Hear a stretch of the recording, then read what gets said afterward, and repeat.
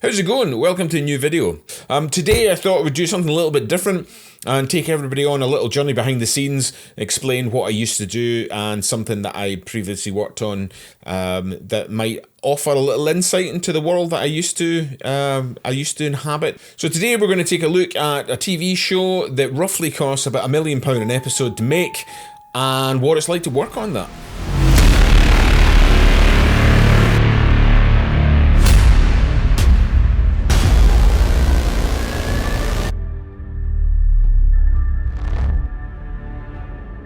So if you're new here, my name's Mikey and I am a director, cinematographer and producer, although retired in the TV industry, and if you haven't seen my previous videos, I explain why I've bailed on that industry. I've not completely bailed on it as a complete thing because I still want to make films, documentaries moving forward, although I will have a new job in the future that will pay my bills. So this will all be now into the hobbyist regime. I won't break down the minutiae of it all just yet. Oh, minutiae. It's a good word, isn't it?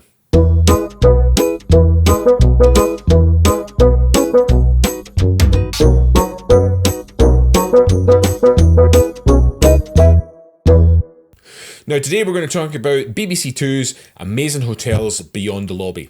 Now you might be asking, well, what the hell is that? Well, if you're UK based, well in fact it's a worldwide audience, but more famed in the sort of UK side of the world. However, what is it exactly? Well, it's a programme series that explores the inner workings of some of the world's most extraordinary and lavish hotels, going beyond the guest experience so you can reveal what it's like to, be in these establishments or work in them or run them.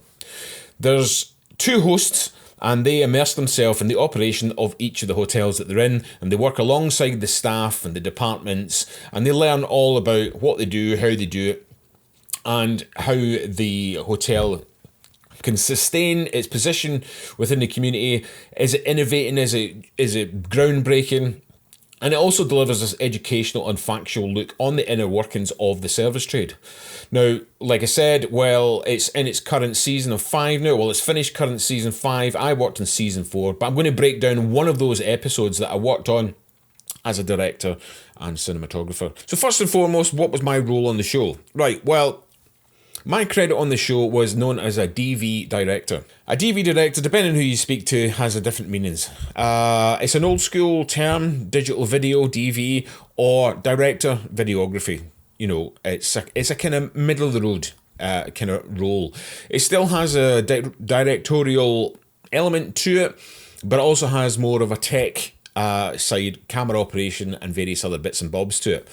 Now, this particular show that I shot on, well, I'm part of a 3-man team. So you have a director, a DV director, is the role that I'm facilitating, and a producer. And the 3 of us would be on location for 3 weeks. All episodes were shot over 3 weeks. My role as a DV director is to basically bridge the gap between the producer and the director. So the director's in charge of the story and comes up with how they want to proceed and how they want to discover all about the people who work in the hotel and just basically design the story that we're going to shoot. The producer would help them facilitate that by finding out all about the people, the ones that want to speak on camera, the ones that want to be involved, the ones who want to be on camera, and just generally help the day-to-day scheduling of the shoot on the ground. And they're supported by a staff who are based in the office of a production manager and a coordinator and researchers and the likes. There's a series producer as well who has overarching control of everything, who is the link between the shooting team, the office team, and the execs at BBC, who basically control the purse strings and decide what's good and what's not. The series producer also acts as the buffer between the guests, as in the presenters. In this case, I worked with Giles Corrin and Monica Galletti. So a DV director, I basically am the B-cam. I would help the director do all the cross-shooting, master interviews. I will do all the B-roll and the general views. I'll work on the gimbals. I'll do the aerial stuff. Any specialised shooting, perhaps underwater, or rigging cameras on vehicles. Any of that kind of thing falls under my remit. Although it is a bit of a team effort, everybody kind of mucks in and stuff. That's generally how it was viewed. I also have to be over sound. and was also well, I did all the ingest at the end, so I was DIT also, the information transfer of files that were shot of that day, and I would keep a log of all that.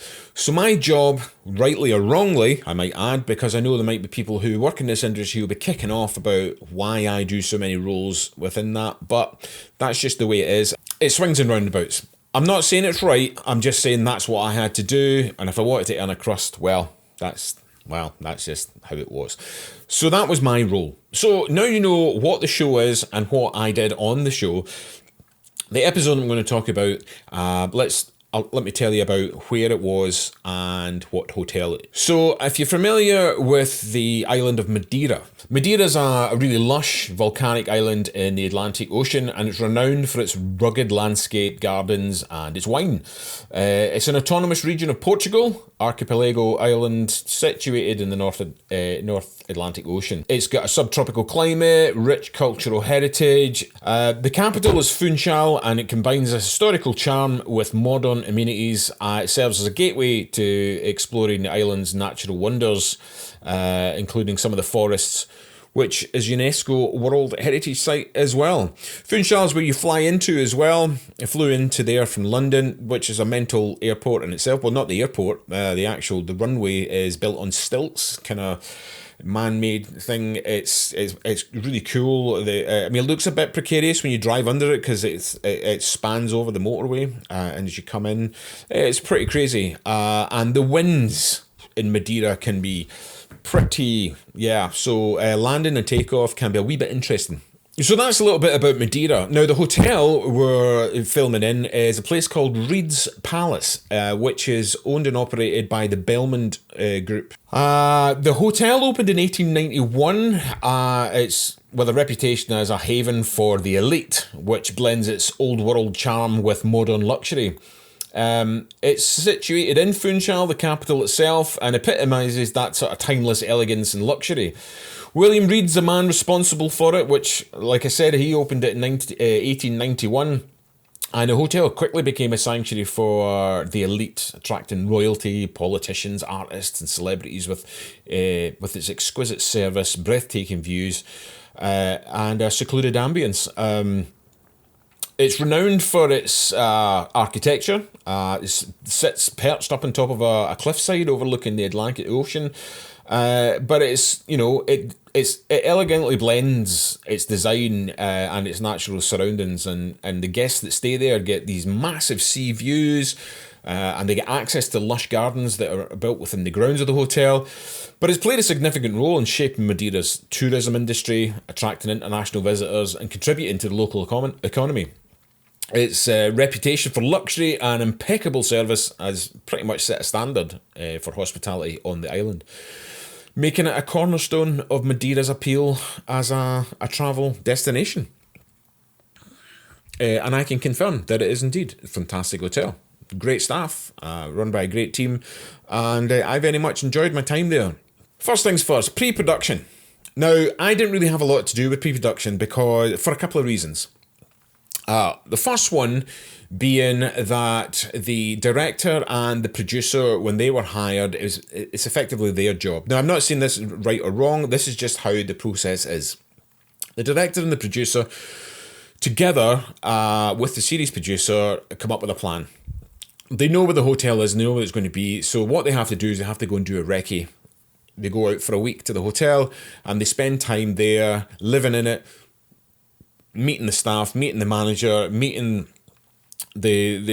all the different staff from the top level right all the way down through all the different departments to find out who's got an interesting story to tell, who are the characters, who are the ones that bring that little bit of vibrancy to the camera when it comes round to interviews and speaking to them. Who are the ones that can speak English? Does anybody need translators? There's all of that kind of stuff. So the producer and the director go out for a week to work all this out and work with the hotel, timings and scheduling and all this kind of, because obviously it's still a working hotel at the end of the day and it's going to be full of tourists and visitors, and the last thing they want is their holiday be ruined by three dicks with a camera running about the place asking stupid questions. So it's always good to go and get all that kind of stuff sorted out right away. Now, I didn't play much of a part in this because, well, while they were doing that, I was currently in Iceland shooting in another hotel called the Ion Adventure Hotel. So I was already knee-deep in volcanoes and all sorts of stuff for another program. So I didn't really have much to do. When I did come back to the UK, I did have a short opportunity to speak with the team, find out what the story was going, and if there was any additional things that I could do, namely research. I was tasked to try and find a boat for a day and a few other bits and bobs. The shoot itself is designed over 3 weeks, and that 3 weeks is divided like so. The first week is that all crew, we arrive there and we would get set up and we would move in and we would familiarise ourselves with how things are going to play out. Basically, we'd start shooting the exteriors and interiors of the hotel just to get a nice big body of work set up that we've got for the edit to do all the cutaways for various bits and bobs that we're talking about. So the first week is kind of set all around of that. We also do some master interviews with the manager of the hotel and maybe the heads of department, maybe the chef, the gardener, or whatever. There's these interviews would maybe be dotted out through that first week. As we get to the end of the first week, one of the two presenters would arrive. When they arrive, we have a few days with them on their own. So in pre-production, it'd already been discussed what sort of tasks one of them would be doing over those couple of days, whether they'd be working with the service department or whether they'd be in the kitchen. But generally speaking, Monica is a chef, and we would have her work in the kitchen with the chef and preparing stuff and doing something food orientated. Where Giles is more of a kind of, they poke fun at him a little bit, so they'd always have him cleaning pools or cleaning windows or working with, and that kind of thing. There was a little bit of a theme there. So whoever arrived first, we worked with them for the first couple of days, getting that over. Then the second presenter would arrive. We'd start working on scenes that involved both of them. Whether this is an experience, a guest experience, and, one experience in this hotel is about seeing the sunrise from the mountain. There's a large mountain right in the middle of Madeira, which you can drive all the way up to the top and sit and watch the sunrise. One of the experiences you can have as a guest in the hotel is that you get taken up there by a guide in a big Land Rover. You get to go and sit and watch the sunrise. While that's all happening, you get somebody about half-mile away, a little further down on a nice little green plateau, putting breakfast together on a table, and there's people there to serve you and all this kind of. It's a spectacular thing. And when you see the sunrise coming up and the clouds sitting quite low and the sun comes above it, I mean, there's a lot of people there and it kind of ruins the shot a little bit. But when it's just you and you've got nothing in front of you but the sun and everything, it looks pretty magical. So that's one of those things where you would need two people. We had two separate teams. We had one team with one presenter at the top of the hill with the couple that were being a part of the guest experience. And then you had another team down watching all the breakfast, getting loaded into the van from the hotel and all that. So there's two stories happening basically on the same day, and then they merge in the middle, and then the magic of TV is unfolded. That's when both presenters are there. Now, by the end of those couple of days, the first presenter would then leave. And that would leave us with the other presenter who arrived last to shoot a couple of single days with them. And then when their time is up, we have about a week, 5 days, whatever it is, left to do all the pickups. Anything that we missed because of weather or because of technical issues or whatever. All these things that were put on the back burner, you use that last week to finish up before you pack up and get out of Dodge. And that would be it. And that would be your 3-week process over and done. And that would be you home. I wanted to throw in some production challenges and triumphs. Because, well, it might sound amazing. It wasn't without its problems, and it's these problems that shape you as an operator. It's when you're working, it's these problems and positives and things and mix and how you deal with them that basically you grow, and then you move on to the next TV show and the next one, and you use all these things as a backbone. It really molds yourself and how you're really going to navigate the world in TV. So some of the challenges that I felt that I had. First of all, was meeting a crew I'd never worked with before. I mean, although I'd spoke to the guys on video chat and thing, I hadn't actually met them, and I'm a really strong believer in meeting people face to face because I get more I get more insight to people when I can look into their eyes, when I can see the body language and how they operate and how they talk and how they behave. That all for me helps form an opinion, rightly or wrongly, of that opinion. But I'm normally quite a good judge of character, but I just prefer the in-person side of it. It makes much more sense. So arriving in London to meet everybody with my ridiculous amount of luggage, because I shoot all my own kit. On these kinds of shows, you sometimes the production will rent in equipment for you to use, and everybody just kind of agrees what's the best system to shoot on, what lenses we're all going to use, all this kind of stuff. But I had my own thing, and I was more interested in making sure I was familiar with my kit, rather than trying to learn whatever kit they wanted me to use and try and get my head around what I was doing on the show at the same time. So I'd made an agreement with production that they would pay me the rental rate they would give in at a rental house, but to me, so I could use my kit. So for this, I was shooting on a Sony FX6, a Sony FX3, and the usual paraphernalia that goes with it: the satchel, tripod, panel lights, GoPros, all the other stuff that kind of goes along with it. But I won't get into the tech side of it too much. But for anybody who's interested, I was shooting Sony FX6s, FX3s. I know everybody likes them. Which actually, is, it does. I know I've seen meeting people for the first time is always a bit of a challenge, and traveling with all my kit was a bit of a challenge because I was taking drones as well. So I had to take most the cameras I was taking, I had to take backups. And when I took my drone, I was taking an Inspire unit as well as a secondary backup drone as well. So I had pelly cases for kit, pelly cases for drones, pelly cases for cameras, and then there's camera bags, and then there was my own personal kit as well, my carry-on, laptop, all that kind of stuff. So it was mental, because I obviously had to fly from Scotland to London and then from London out to Madeira. So there was a lot of faffing about, and when you have to leave country like that, you have to get your what we call a carnet stamped, basically just a list of all kit that is leaving the country and then coming back into a passport for your equipment. And it's mandatory, and it's something that has to get done, and you have to go through customs and get this all sorted out, because they don't want you just like taking dodgy stuff out or bringing dodgy stuff in. It's all a bit mad, but it's one of those things you have to do, and it's completely just, it can be stressful, especially if your timings don't work. And we know how flight operators work. It's never on time. So add that to it, the stress levels just through the roof. One of the other challenges I think I had while I was there was the heat wave.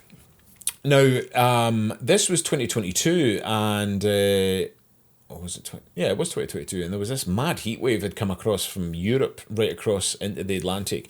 I'm not fussed about hot weather. I mean, it's not great to work in, but I just think we kind of get caught off guard a little bit with it.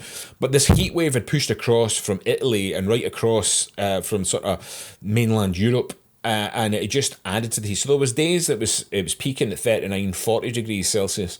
Now, there are countries are hotter than that, but you kind of expect it. But when you don't expect it, makes things a little bit difficult, especially in this kind of factual entertainment world where you do a lot of camera on sticks shots, but a lot of it's, is reactional based. It's actuality, it's on the shoulder.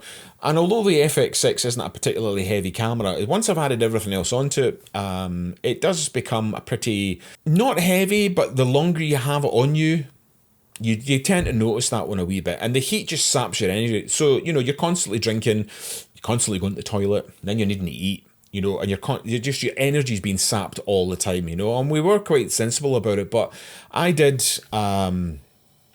suffer a couple of times, but I'll go into that because that was probably just as much stress related as it was heat related. One of the downsides to my shoot there was that one of the great things about working on this program is that you get to stay in the hotels. And that's hugely exciting for anybody that's working on it, because you get to stay in this wonderfully lavish hotel and get to be a guest for 3 weeks, not from your pocket. But unfortunately, when we arrived in Madeira, we couldn't stay in the hotel because it was just fully booked out. And as much as it'd been planned ahead and all this kind of thing, it's just a hugely popular hotel, and they just couldn't facilitate us staying there as well. They were kind enough to give us a really large sort of games room. to put all the equipment in, so we could leave all the equipment there, which was locked, which meant we didn't need to carry equipment every single day. We had stations set up for the cameras and cleaning and lenses and all that kind of stuff. Everything was there, and it was just, that was perfect. But we stayed in a hotel 2 doors down, which was fine, but a kind of standard package hotel. It was comfortable. I didn't mind. It was fine. But it was a bit of a pain in the arse every morning, having to get up, walk up to the hotel and then start your shooting day. I found it on other episodes that I was working on, it was so much easier being in the hotel. You just kind of roll out of bed, pick up your camera, and then just start shooting. And that was kind of it. That's a very minor challenge. Something you just kind of have to get on with and suck it up. It's really first world. I'm aware of that. So, let's just hold off. Lastly, I'm going to go with this. I wasn't going to bother with this one, but there were a few personality clashes. I'll be honest, it happens. It happens in pretty much every job, everywhere. There's people in any job that you meet, and there's just something off about them, or you don't gel. Maybe they have a different interest, you have a different style of talking, maybe a different way of doing things, and it's the subtleties of human interaction. We've all got little touts, little things that we do that annoy other people over a long period of time. Famously, couples and partners and husbands and wives will always complain about things that the other one has done, but they still love them despite those things, because that's just how it all kind of works. But when you meet people for the first time, you kind of really hope that you'll gel straight away, because you've got quite a lot coming up. You've got a lot of things to do, and the people that you meet and the people that you're filming are just hoping that you all know what you're doing, because they don't see you as a new group of people that's just arrived on an island trying to make a TV show and you're all coming from different areas. They just assume that you've all worked together for lots of years, the best of pals, you know what you're doing, and you all think of the same songbook as the other one, which isn't the case a lot of the time. Don't get me wrong, there are times you are working with people you've worked with before, and that's exactly it. Everything's so slick, it's amazing. However, this time there was a few. Now, the guys that I was working with hadn't ever worked on the show before, and they hadn't met anybody else before, so they were getting brought in cold. I was being a bit lucky because I'd already been on the previous shoot, so not only did I get to meet the other shooting team, I also got to work with the presenters as well, who I'd never met at this point. I got to sit with them, talk to them, find out about them. And it was like I said earlier, there's nothing better than being able to see somebody right in front of you and talk to them and just kind of work out how they are.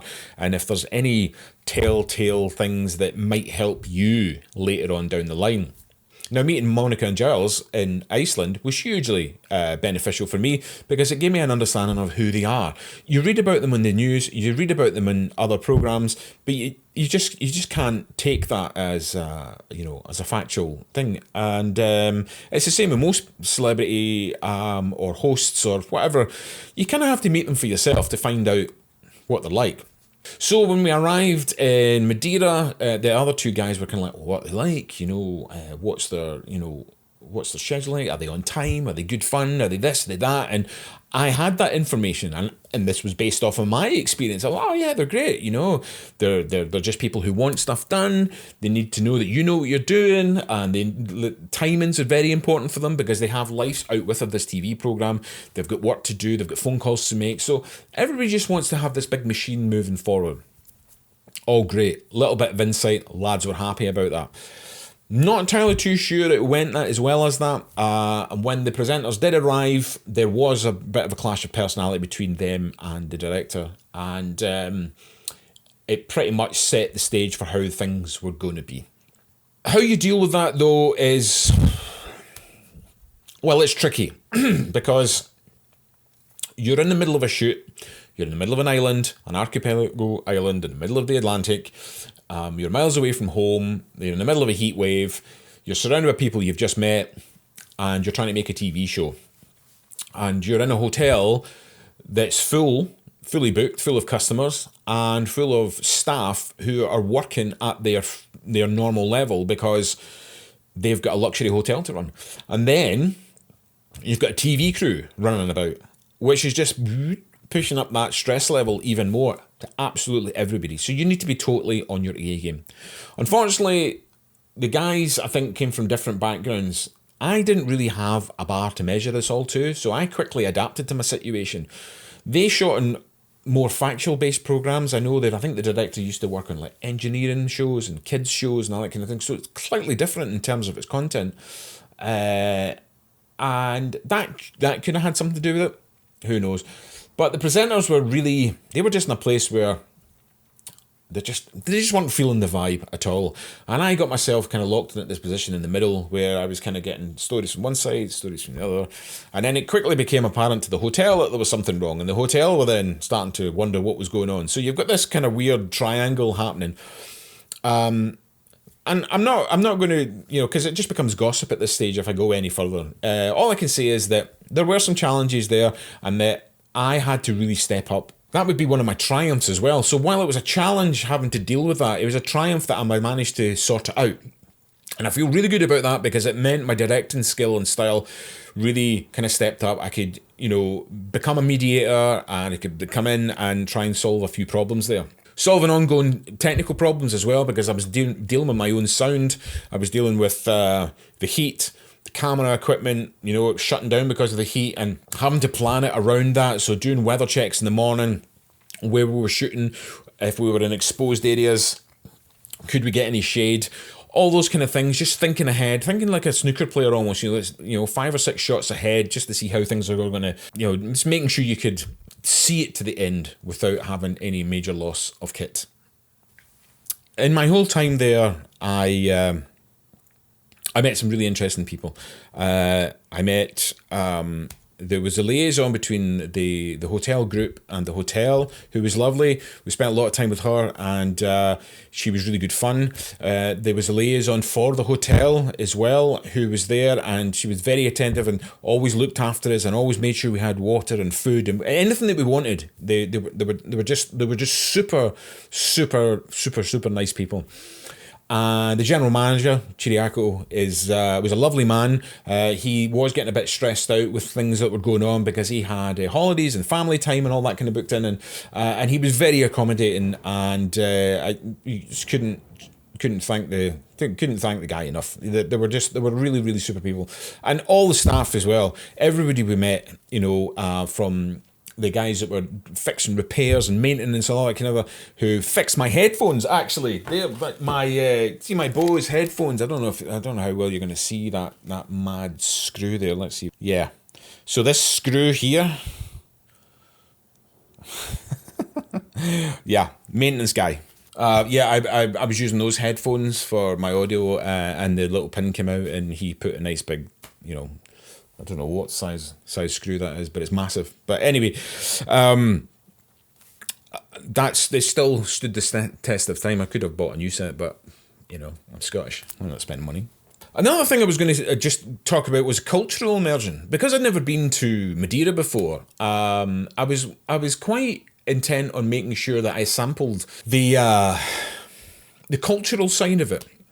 And one of the things that it wasn't heavily featured in the show, but we did talk about it, is the seafood. We were at a fish market and we did a scene with a large tuna, that was named, by all accounts, was the same size as a motorbike.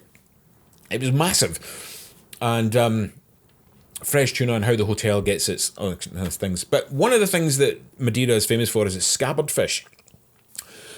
And then when you see it, it's this horrible black sharp teeth piranha looking thing. Oh my god, it's a really wild looking fish. But oh my god, is it tasty. Oh mate, I tell you. And then when I saw what they do it with, because they serve it with banana. And when people say fish and banana, you're just kind of like, oh, man, did somebody just make that up? But no, you have to try it. So if you're ever in Madeira or Portugal, because I don't know if it's an island-based thing or if it's mainland as well, but scabbard fish with banana, whatever it is, yeah. To conclude and reflect then about working on this show, it taught me a lot about negotiation. It taught me a lot about how a plan set isn't always a plan in motion. What you hope to achieve is never normally what actually happens. And the mantra of the 7 Ps, the proper planning and preparation, will prevent a piss poor performance. is very much key. You know, you have to plan everything, and I am aware that variables get interjected at various points. But if you've planned for things to go wrong, or at least, you know, allowed a little bit of slippage, then you can deal with it quite well. I think the experience in general was brilliant. I got an opportunity to work on a high-end TV show as a director. I got to shoot some incredibly cinematic things in an incredibly beautiful part of the world, and an incredibly historic-filled building with lots of really nice fitments and attachments. And for a camera operator and a cinematographer, brilliant. A drone, water, I mean, it had everything. So from a creative point of view, it was one of the finest things I've ever done. From meeting people and forging relationships, again, my relationship with the presenters became stronger as a result of it, because I had to step up and then be the bridge between the crew and them because of various problems. The hotel as well were really, really warm and engaging, and I stay in touch. I am still in touch with everybody that I met. And maybe one day I'll take the family and show them where I was and what I was doing, the fruits of my labour, I guess. Although there were a few issues and a few hiccups, and there's some things I won't go into, but overall, it is what it is. The show was made, we got through it in the end, and the programme was made, and it aired, and it was received with quite well regard. It's an experience that I'll always take, and it's still something you can watch on BBC iPlayer. You can find Amazing Hotels online. You can watch all the episodes, you know, and how it's changed over the years from season 1 right the way through. I actually shot on the first episode of season 5 as well, before there was a lot of downturn in the industry. So yeah, there's been a lot, and I wanted to share. And if it was interesting in any, you know, maybe I'll share this on other shows that I worked on, especially huge format shows like Gold Rush and the likes. But I just wanted to see if I could do a video that involved something that I did and something I could share, and break down the process of how I navigated and how I worked on it and all the various different things. It was an experience nonetheless, and I hope you either got something out of that, or you enjoyed the story at least, or if you are in the industry, it makes sense to you as well. And thanks again for watching. Thanks for tuning in. Thanks for being a part of this journey so far. If I've gained any new viewers, welcome. Hopefully you'll stick around for what's coming next, whatever that is. Not sure. I'm really decided. I'm being a bit free and easy. And I'll chat to you all in the next one. And yeah, stay cool and be nice to each other.